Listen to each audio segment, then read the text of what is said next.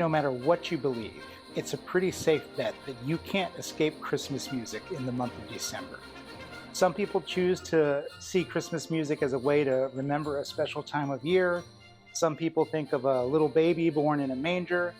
And I, and many other people, like to think of the heavyset guy with the white beard who brings wonderful things to people all over the world.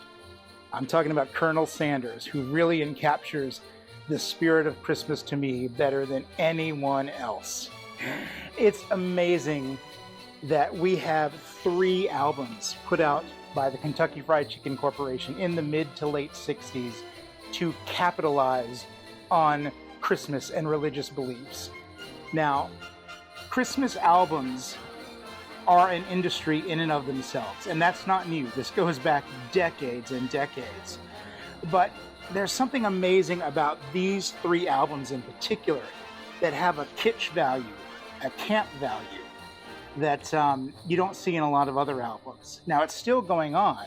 I remember a couple of years ago, I was in Starbucks, and they were selling like the Starbucks Christmas CD at the register.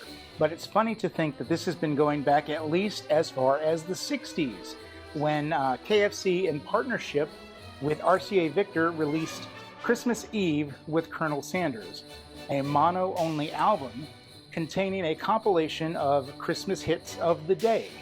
And it was the kind of thing where it was designed to drive traffic to the KFC store. You would go in, you would pick up your bucket of chicken, and you would pay your $2.99 or whatever it was, and you could take home the new Colonel Sanders Christmas album. And this was released, as I say, in '66. It was released in mono only, and it was reissued a year later in stereo. I happen to have both, and it's very funny to just see how things get redesigned. You see the cover is torn on this mono copy, but when they added the word stereo here in 1967, they had to move everything down a little bit. So that means everything is a little lower down on the album cover.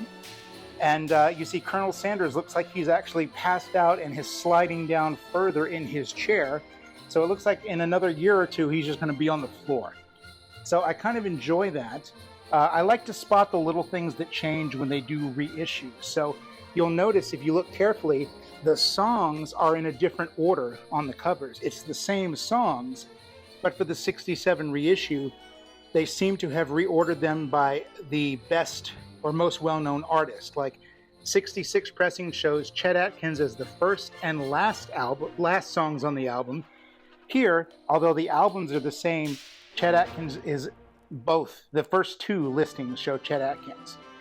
So another thing I notice here is because they've moved everything down, this little white area that was visible on the '66 cover, it's a little lower now, and now you can't read the text. So they had to change the color of the text from yellow to orange.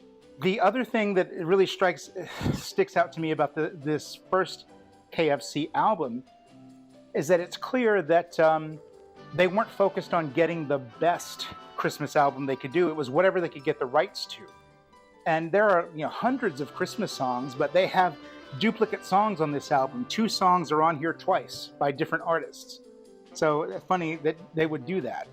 I don't know what the critical response was to this album when it originally came out, but I did find an amazing review of it on Discogs. If you are into B-hit Christmas songs, and what is obviously the Colonel having a stroke due to arterial plaque buildup, this is definitely the album for you. You will take great comfort in knowing that each version of every popular Christmas song on this album is completely forgettable, and will prevent your Christmas party guest from getting too nostalgic so they can focus on the more important aspects of your party, namely the styrofoam containers of mashed potatoes and gravy, green beans, and whole kernel corn, along with, of course, a bucket of the Colonel's famous chicken, fried with 11 herbs and spices. MSG counts as 9 of those spices, I'm pretty sure. You will also avoid those tedious conversations that begin with, "I remember this song from my childhood," and then have to listen to someone prattle on about the merits of Bing Crosby, Nat King Cole, or Brenda Lee. Nope, this is your Christmas, and no one is going to ruin it by getting all nostalgic. This is perfect background noise, appropriate for elevators and shopping malls on a music budget.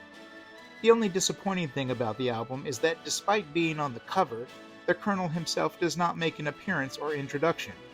That is, of course, understandable because he was in flatline at the time. And really, this guy is so right about Colonel Sanders just looking out of it. Like, he doesn't look alive. It's like, Colonel, could you wake up? We are trying to shoot the album cover here, please. Also, here's something in my stereo copy. It's a KFC Christmas card. Yeah, if you ever wanted a corporation to wish you Merry Christmas, I got it in this stereo copy.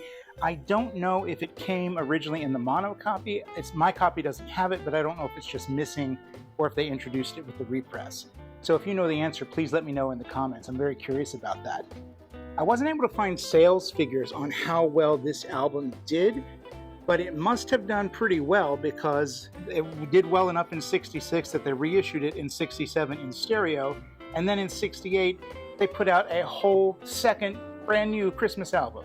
Here's Christmas Day with Colonel Sanders, the logical sequel to that first amazing album, 1968. And this is the only one of the three I didn't already own when I decided to make this video. So I went online and I ordered a copy, and the seller just would not give me a tracking number, would not give me confirmation that he shipped it. And I was so afraid I was not going to get this album that I eventually, after 2 weeks of no response, ordered a second copy. And of course, both arrived on the same day because that's how my life works. See, it's a Christmas present from the good Colonel. He did it on purpose. But I'm at least happy to see he's a little bit more cognizant of what's going on here, even though it's a year later.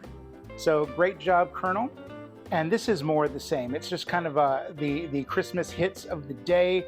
It's nothing too famous, right? It's not the major Christmas carols. It's some of the songs we know, but kind of lesser artists doing them.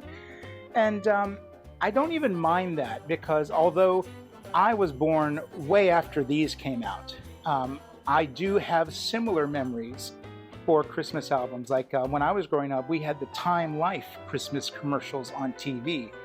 And they would have the little scrolling text that would say, order now and you'll get this song and this song and this song. And it's a lot of these kind of songs that are on here. So although the KFC albums were not a part of my childhood except by reputation, I enjoy listening to them, and I hope if you get the chance you will as well. But the 1968 album must also have gone very well, because the third installment, and regrettably the final installment in the trilogy, came out a year later. Here is arguably the most famous of the three, even though it was the last one. It's just plain old Christmas with Colonel Sanders. And that cover's iconic. If you've ever seen any kind of list of campy album covers or most famous album covers, this is probably on it. And it's such a weird, wonderful record. It's more of the same. I like this one a lot. I think the song selection is good. It doesn't have any repeating tracks. And some of the artists on here are actually quite good. And I'm reminded of, like, in the 70s, being with my mom in Kmart and shopping at Christmas time and hearing these kind of songs play. So I really kind of enjoy these. You know, again, KFC gifted you this record, apparently. I hate that these are out of print now. These haven't been in print in years. They've never been issued on CD. They haven't been manufactured in decades. So if you get your hands on one of these, it's because you found it in a dollar bin or a record store bin or something like that. So if YouTube is not going to be too much of a Grinch, I am going to try to upload vinyl playthroughs of these three albums. I think everyone should be able to hear these. Again, they're not on CD. You can't get them on Spotify or anything like that. So I think everyone should be able to enjoy these goofy, weird-ass Christmas records, some of the weirdest ones ever made. I don't know. I think it's just so funny that Colonel Sanders is the mascot. And this third album, it's a unipack cover, which means it's like a gatefold, but instead of opening and the record goes in here, the record slides in here, and these are irritating. But it's got liner notes by Colonel Sanders, at least claiming to be by Colonel Sanders. Who knows if he actually was involved in the writing. But I really like this because he's telling the story of what Christmas means to him growing up in Kentucky. And then apropos of nothing, he just starts talking about how wonderful KFC is. And I just think that's hilarious. Yeah, these are just camp classics, even though there's nothing campy about the music, and they missed some real opportunities with these albums because they don't have like an introduction by Colonel Sanders or anything. They're just Christmas music, and they're branding it with him. And really, the new Santa. the Santa not the Santa we deserve, but the one we need right now, right?